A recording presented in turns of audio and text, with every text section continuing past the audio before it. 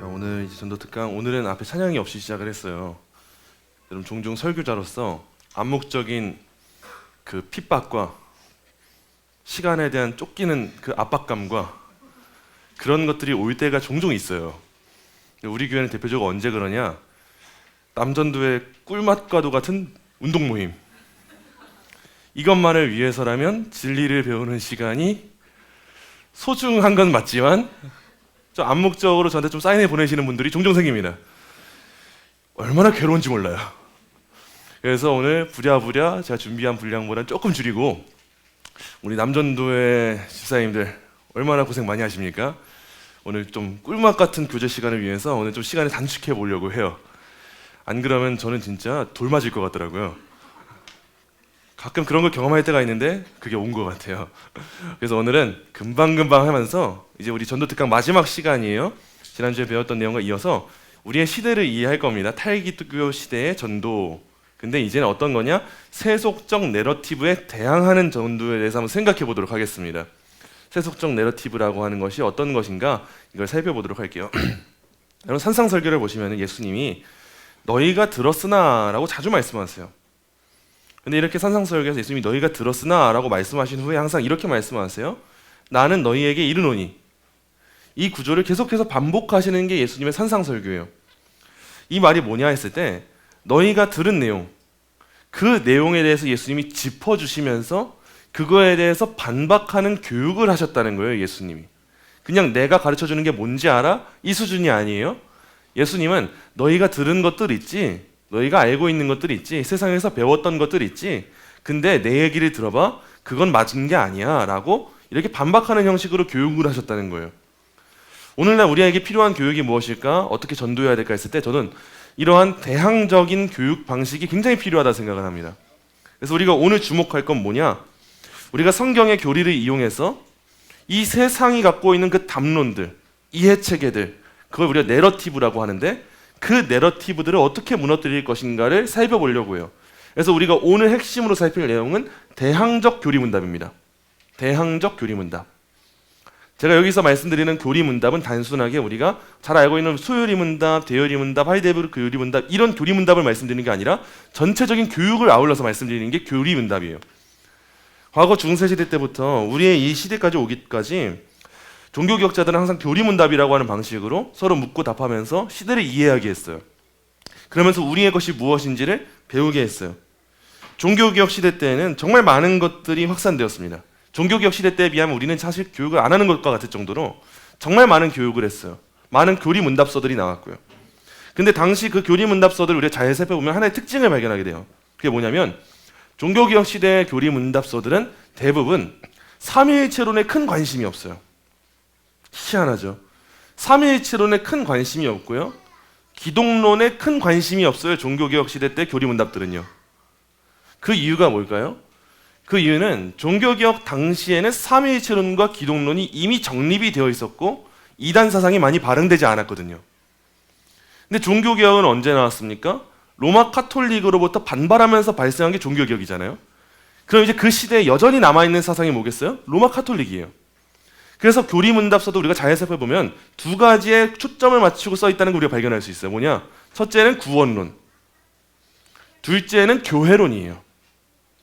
구원론적으로는 우리 인간의 공로가 개입될 수 없는 예수님의 공로로 말미암는 구원, 이신칭의의 진리, 이걸 가르치는 게 교리문답서들의 역사였어요. 교회론적으로는 왜 로마 카톨릭이 거룩한 보편교회가 아닌가, 왜 그들이 행하는 성례가, 그 세례가 합당한 세례가 아닌가, 이걸 사람들한테 알려주면서 교육했던 것이 당대의 교리문답이었던 거예요. 그 가운데 우리가 여전히 참고해야 될 좋은 교리문답서는 진짜 많습니다. 웨스트민스터 소요리문답 우리 매일 아침 묵상하고 있어요. 계속 묵상해야 돼요. 대요리문답 더더욱 묵상해야 되고요. 하이데베르크 교리문답 정말 아름답게 작성된 문서예요. 우리에게 주어진 참된 위로가 무엇인가. 그런데 안타깝게도 우리가 이건 이해해야 돼요. 우리가 그 교리문답서들이 지금 우리가 살아가고 있는 이 시대의 세상이 갖고 있는 내러티브를 반박하고 있지는 않아요. 이건 어쩔 수 없는 한계예요. 이 시대에 대한 교육이 아니기 때문에, 로마 카톨릭을 반박하는 문서들이기 때문에 우리가 지금 마주하고 있는 포스트 모더니즘을 반박하고 있지는 않아요. 우리가 자주자주 접하는 낭만주의를 그렇게 반박하고 있지 않아요. 마르크스를 반박하고 있지 않아요. 그렇다면 이제 우리한테 필요한 교리문답이 무엇일까 했을 때 이제 교회는 한 걸음 더 나아가야 돼요. 개혁된 교회는 계속 개혁되는 거예요. 그냥 과거로만 복귀한다, 회귀한다, 그럼 시대와 동떨어진 교회가 되고 말아요. 우리는 힘을 잃게 됩니다. 항상 종교개혁 시대 때의 교회들은 시대를 읽는 눈이 밝았고 시대에 대항했다는 점 우리가 알아서 그럼 이제 우리 시대에 우리가 어떻게 대항하면서 우리의 교육체계를 형성해야 되는가 그 내용을 보도록 할게요. 자, 여러분 우리가 갖고 있는 이 시대의 세속적인 내러티브들은 이런 내용들이에요. 자, 한 페이지 넘겨주시겠어요? 자, 이 시대들은 이렇게 답을 해요. 정체성이 뭐냐라고 할 때 단어의 의미를 이렇게 정의를 해요. 당신은 스스로에게 솔직해야 합니다. 이 시대가 갖고 있는 담론이 이거예요. 정체성이 뭐냐? 솔직한 거. 이게 어디서 나와요? 성정체성. 내가 여자라고 느끼면 여자라고 말하는 거. 이걸 정체성이라고 말하고 있는 게 이 시대예요. 자유. 타인에게 피해를 주지 않는 한 당신이 선택한 대로 인생을 살아가는 자유를 누려야 된다. 이 시대가 가르치고 있는 내용들이에요. 행복. 당신은 자신이 느끼기에 가장 행복한 일을 해야 한다. 누구를 위해서도 그 행복을 포기해서는 안 된다. 과학. 우리의 문제를 해결할 수 있는 유일한 길은 객관적인 과학과 사실로부터만 주어진다. 세상이 지금 가르치고 있는 내용들이에요. 다음 페이지도 넘겨주세요. 자, 다음 페이지 한번 넘겨주세요. 그리고 도덕성. 혹시 리모컨 잘 연결됐나 한번 봐주세요. 모든 사람은 무엇이 옳고 그른지를 결정할 수 있는 권리를 지닌다. 이걸 도덕성이라고 평가하고 있어요. 이 시대는. 정의. 세상 모든 사람의 자유와 권리 그리고 공익을 위해 일해야 한다. 역사. 역사가 진행될수록 종교는 퇴보하고 사회는 진보한다. 여러분 지금 이러한 사상체계에 대해서 우리가 인지하고 있어야 되는 거예요. 이걸 인지하지 못하는 교회 교육은 어떻게 보면은 수도원에 들어가서 세상에 아무런 능력도 없이 빛과 소금의 역할을 못하는 세상 가운데 맛을 못 내는 그렇게 무능력한 교회가 돼버릴지도 모른다는 거예요. 우리 기독교 세계관을 가지고 한번 이 내용 한번 살펴볼까요? 지금 시대가 가르치는 내용 정체성은요. 당신 스스로에게 솔직해야 된다고 말해요. 여러분 우리가 한번 다 솔직해졌다고 한번 생각해 보세요. 다 솔직해졌으면 우리 큰일 납니다. 집사님 말투를 왜 그렇게 하세요? 집사님 눈 왜 그렇게 뜨세요? 왜 그렇게 눈을 세모 모양으로 뜨시는 거예요? 입꼬리가 그게 뭐예요?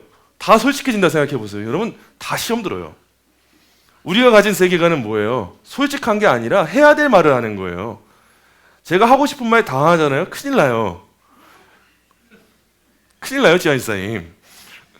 그리고 집사님들도, 성도님들도 하고 싶은 말 다 하잖아요. 솔직하잖아요. 큰일 나는 공동체가 돼요. 그건 옳은 게 아니에요. 근데 이 시대는 어떻게 말해요? 솔직해야 옳은 거라고 말하는 거예요. 자유. 타인에게 피해를 주지 않는 한 당신이 선택한 대로 인생을 살아가는 자유를 누려야 된다. 여러분, 우리가 믿고 있는 자유는 울타리가 있는 자유예요. 우리는 진리 안에서 자유한 거예요. 진리를 벗어나서 자유한 건 그냥 자율이에요, 그거는. 울타리가 없는 거.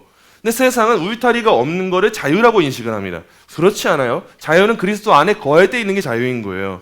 자, 행복. 당신은 자신이 느끼기에 가장 행복한 일을 해야 한다. 누구를 위해서도 그 행복을 포기해서는 안 된다. 아니요, 여러분. 내가 느끼기에 행복한 일이 아니라 하나님 보시기에 행복한 일을 하는 게 먼저인 거예요. 그게 우리한테 행복이에요. 근데 이 시대는 어떻게 말합니까? 너가 하고 싶은 거 하고 살아. 젊을 때 하고 싶은 거 다 해. 아니요. 젊을 때 하나님을 위해 살아야 돼요. 청년의 때 세월을 아껴야 되는 거예요. 이 세상의 가르침에 넘어가면 안 돼요. 과학. 우리의 문제를 해결할 수 있는 유일한 길은 객관적인 과학과 사실로부터만 주어진다. 아니요. 예수님한테서만 주어지는 거예요. 과학은 한계가 있어요. 우리 인간의 이성을 활용하기 때문에. 이런 것에 대항하지 못하면 우리가 무너질 수밖에 없는 거예요. 도덕성.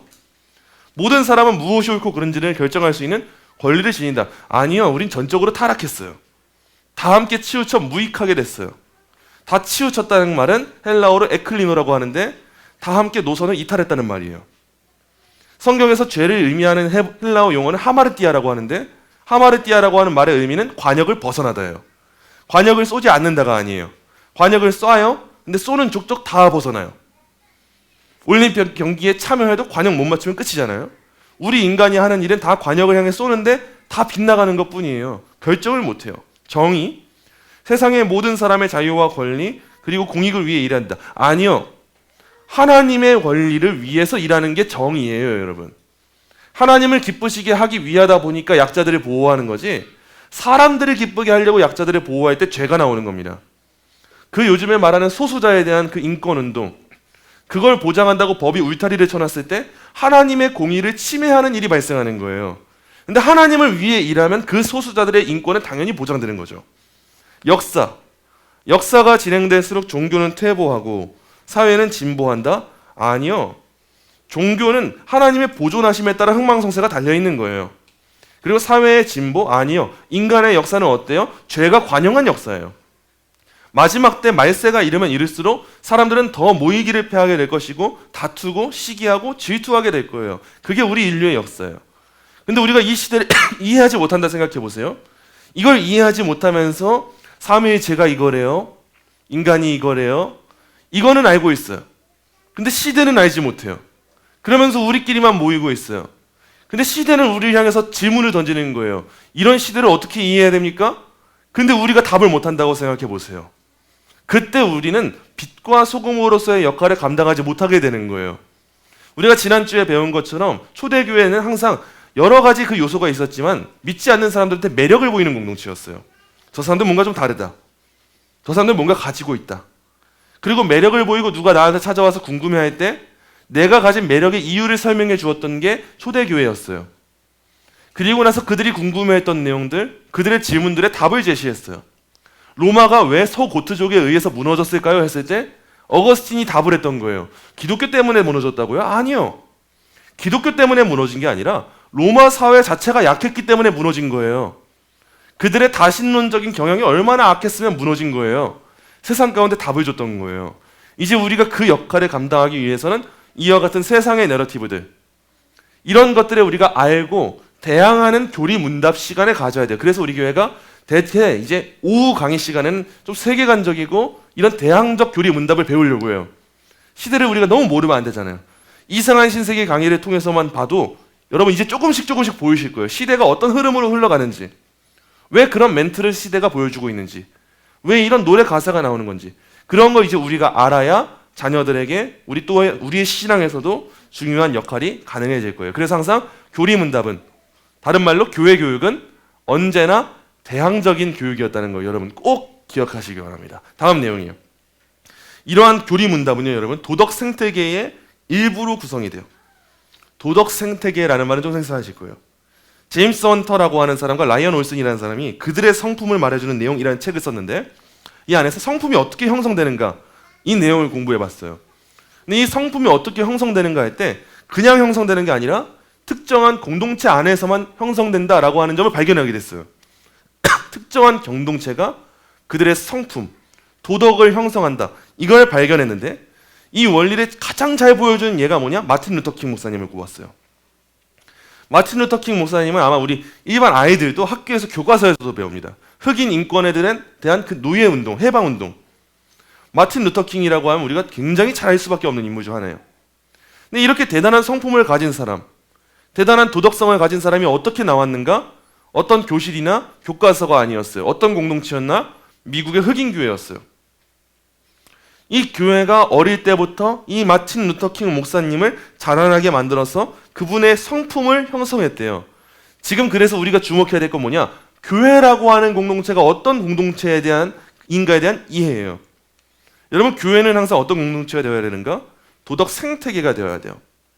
생태계가 뭐예요? 모든 생물들이 자랄 수 있는 환경을 구성하는 게 생태계예요. 생물이든 동물이든 자라나게 하는 거. 이 세상은요, 기독교인이 없으면 빛과 소금이 없습니다. 빛이 드러날 수가 없고요, 소금처럼 맛을 낼 수도 없어요. 근데 그 빛과 소금은 누구를 반영해야 되냐? 하나님을 반영해야 돼요. 하나님의 도덕과 성품을 반영해야 되는 게 빛과 소금의 역할이에요. 근데 그 빛과 소금을 어디에서 양성해내는가? 교회 공동체라는 거예요. 성도들의 어머니인 공동체, 이 교회가 성도들에게 건강한 도덕을 양산해주지 못하면 이 사회는 빛도 소금도 맛보지 못하고 끝나버린다는 거예요. 이런 공동체, 이런 도덕 생태계가 어떻게 구성되는가 했을 때 이런 공동체의 특징은 이런 게 있어요. 먼저 첫째, 왜 선해야 되는가 사람이? 이 질문에 대해서 답변할 수 있는 공동체가 도덕 생태계가 됩니다. 우리 자녀들이 여러분에게 한번 물었다고 생각해 보세요. 엄마, 아빠, 우리가 왜 선해야 돼요? 이때 어떤 분들은 답하실 거예요. 그래야 되니까. 이렇게만 말해버리면 여러분 절대 도덕 생태계가 못 됩니다. 도덕을 형성하는 그 근원이 되지 못해요. 도덕의 기준은 어디에 나와 있는가? 성경에 나와 있어요. 성경은 왜 선해야 되는가에 대해서 말할 때 무엇으로 말을 하냐? 하나님이 선하시기 때문이라고 말하고 있어요. 그냥 그래야 되니까가 아니라 하나님이 선하시기 때문에 내가 선해야 된다라고 하는 이해, 그 이해를 가르쳐주는 가정이 도덕 생태계가 되는 거예요. 그 이해를 가르쳐주는 교회가 도덕 생태계가 되는 거예요. 마틴 루터킹 목사님이 왜 흑인 노예 인권 운동을 했을까요? 하나님의 뜻이 어디에 있는가? 왜 내가 그 일을 해야 되는가에 대한 이해가 있었기 때문인 거예요.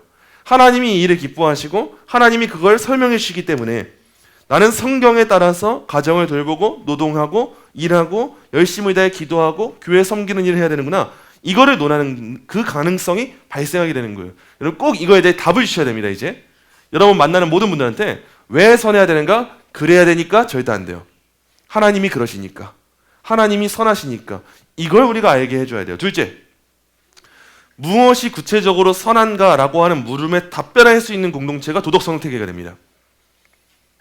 하나님이 그러시니까 선해야 돼 말하는 건 누구나 다 할 수 있어요. 그래도. 근데 그럼 하나님이 무엇을 선하다고 하시는데 어떤 게 진짜 선하신 건데 그런 내용의 물음에 답변하는 공동체가 사실 요즘엔 많이 보기 힘든 것 같아요. 이런 물음과도 같은 논리예요. 이거는 무엇이 올바른 예배인가요? 이 질문도 같은 질문이에요. 그게 선한 거니까. 무엇이 진정한 이웃사랑인가요? 이 질문도 마찬가지예요. 무엇이 진짜 선행인가요? 기독교인들은 어떻게 선하게 살아야 되는가요? 이 질문에 답을 할 수 있어야 돼요. 이 답을 어디서 찾습니까? 우리는 성경, 오직 성경인 거예요.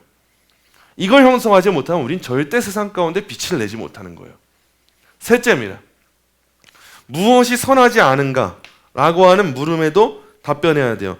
이때 세상 문화가 논하고 있는 도덕적인 가치들, 아까 우리가 논했던 세상의 내러티브들, 정체성에 대한 문제들, 과학에 대한 인식들, 자유에 대한 인식들, 왜 그것이 선하지 않은지에 대해 우리가 낱낱하게 밝혀줘야 돼요. 우리는 어떻게 살아야 되는가? 하나님 영광을 위해. 그게 도덕이기 때문에. 그 도덕이 무엇인가? 하나님이 주신 정체성을 지키는 것. 근데 무엇이 선하지 않은가? 나 자신을 주인으로 삼는 인본주의 사상이 정체성이 되는 것. 이거에 대해서 알려줄 수 있는 공동체가 도덕 생태계를 구성한다는 거예요. 이 세 번째까지가 이렇게 온 거예요. 자, 넷째입니다. 누가 선한가라고 하는 물음에 답변할 수 있는 공동체가 도덕 생태계를 구성합니다.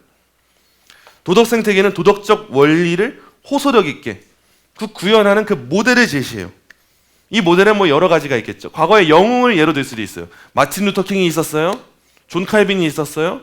아브라함 카이퍼가 있었어요. 누구누구가 있었어요. 말할 수도 있어요. 그리고 성경의 인물을 예로 들 수도 있어요. 그리고 지금 이 시대에 살아가는 사람을 예로 들 수도 있어요. 그 누구 목사님 아시죠? 누구 집사님 아시죠? 예로 들 수가 있는 거예요. 이런 식으로 우리가 어떤 인물에 대해서도 설명해 주면서 예시를 들어주는 거예요. 그럼 이 시대에 그런 사람이 있습니까? 있죠. 그렇게 살려고 하는 사람들이 있어요. 그리고 가장 좋은 건 뭐예요? 나를 보면 사람들이 이해를 하는 거예요. 아니 그렇게 열심히 선하게 사는 사람, 다 지키며 사는 사람이 어디 있어? 아, 당신이었군요. 이것 자체가 전도가 되는 거예요. 말로만 예수님이 이런 분이에요. 예수님 사랑 이런 거예요. 기독교인들은 이런 사람들이에요. 근데 자기 삶이 그러지 않다고 생각해 보세요. 모델을 제시해 주지 못하는 거예요. 예수님 믿으라고 말하는데 예수님이 누군지 말 안 해준다 생각해 보세요. 그리스도인이 이런 행복을 가졌다고 말하는데 내가 행복하지 않다 생각해 보세요. 그거보다 더한 모순이 어디 있어요? 그런 모순을 우리가 내뿜으면 절대 도덕적인 생태계를 구성할 수가 없다는 거예요. 다섯째입니다. 마지막. 어떻게 우리 일상에서 선할 수 있는가라고 하는 물음에 답변하는 공동체, 그 공동체가 도덕 생태계를 구성할 수가 있어요. 여러분, 우리 공동체가 그래야 되는 것 같아요.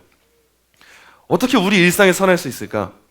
어떻게 당장 내일부터 출근하는 그 자리에서 선할 수 있는가? 우리는 이때 한 가지 단어를 붙여요. 코람데오. 하나님 앞에서. 요셉이라고 하는 사람이 어떻게 그렇게 성실하고 신실하게 살았습니까? 하나님 앞에서 살았기 때문이에요.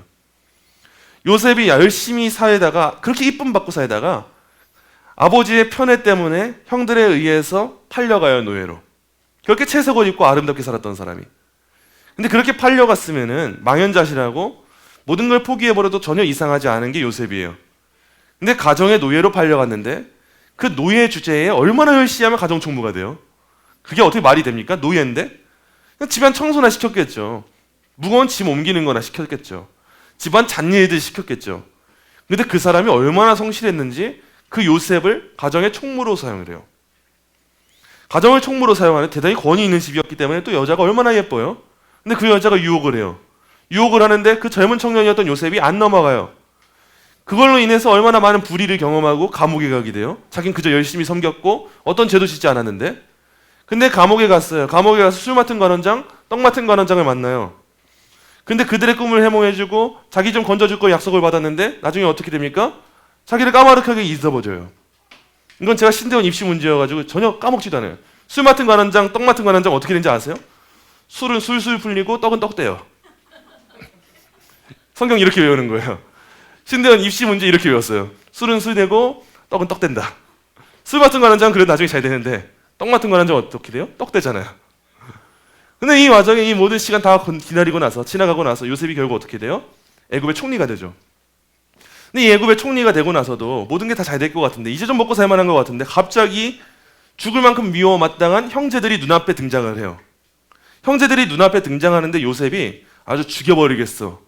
내 모든 권력을 가지고 당신들 가만두지 않겠어. 요셉이 뒤에 가서 뭐 점 찍고 와가지고 그래요? 민소희처럼? 안 그래요.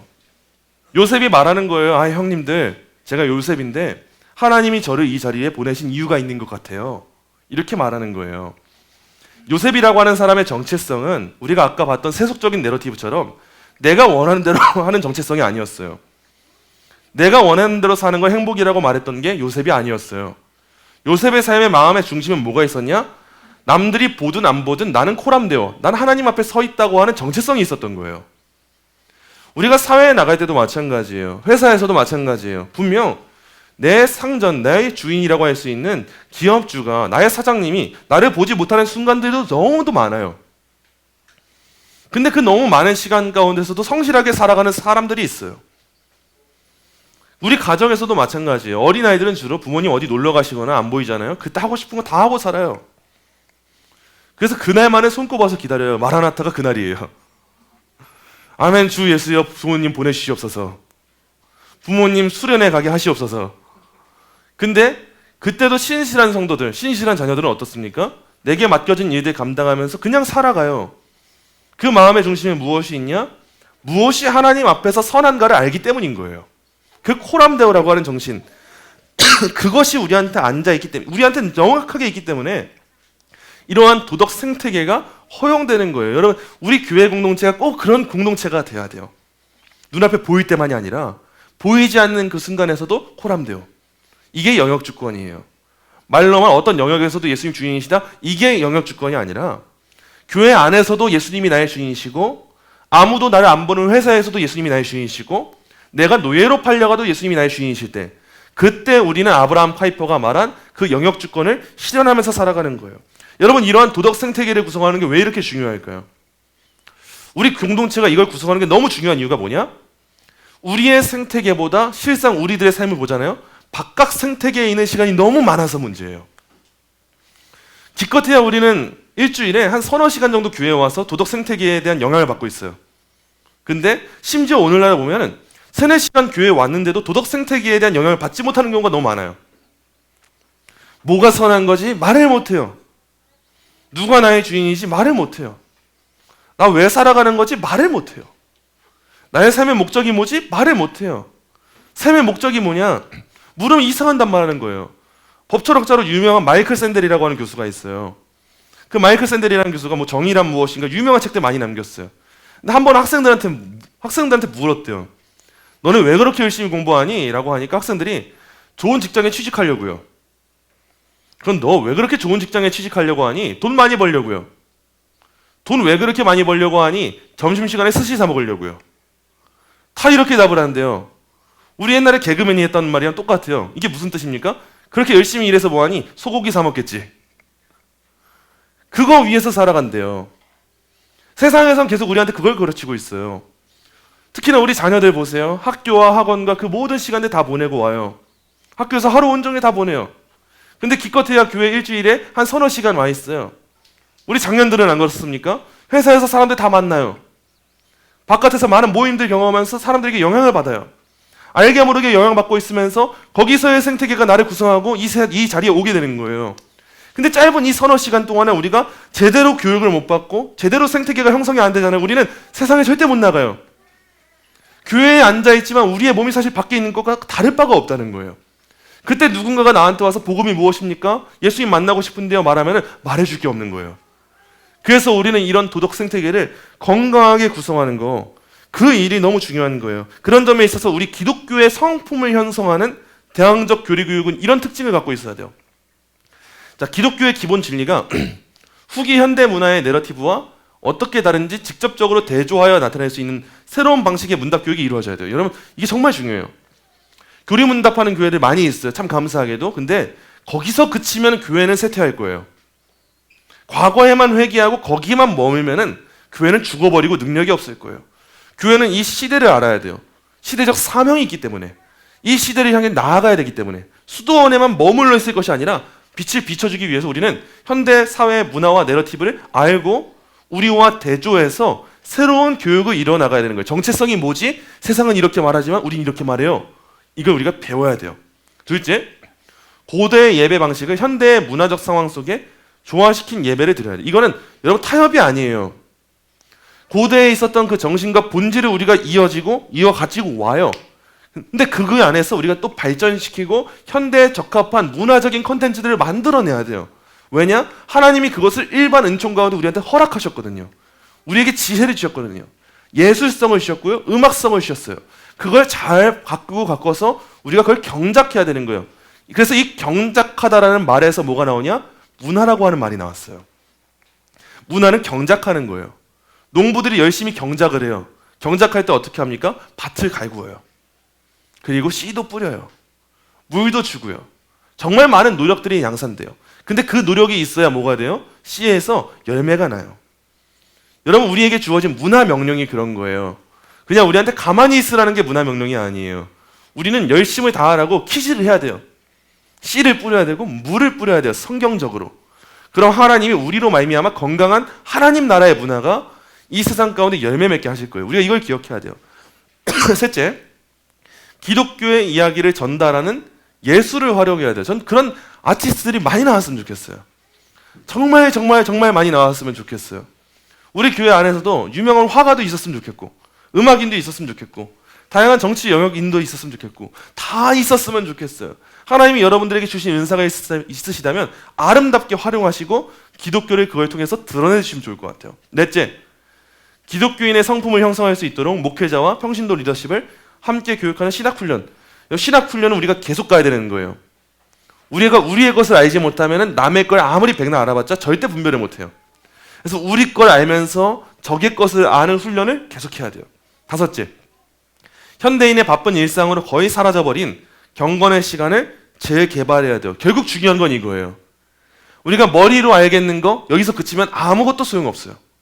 가슴으로 알겠는 거 여기서 그치면 아무것도 소용없어요. 우리 스스로가 코람데오로 하나님 앞에 서 있는 경건의 시간이 없으면 아무 의미가 없어지게 됩니다. 여러분, 꼭 우리 교회 안에서도 다양한 교육들이 있을 거예요. 앞으로도 오전에도 말씀을 드릴 것이고, 오후에도 대항적 교리 문답을 할 것이고, 금요 기도회는 더 중요해요. 왜냐? 그 배운 것들을 가지고 기도하는 시간을 가지니까. 여러분, 기도보다 더 중요한 게 없어요. 꼭 그 기도하는 사람이 되셔야 이 시대 가운데 도덕 생태계를 구성할 수 있는 그 열심을 우리가 다할 수 있게 되는 거예요.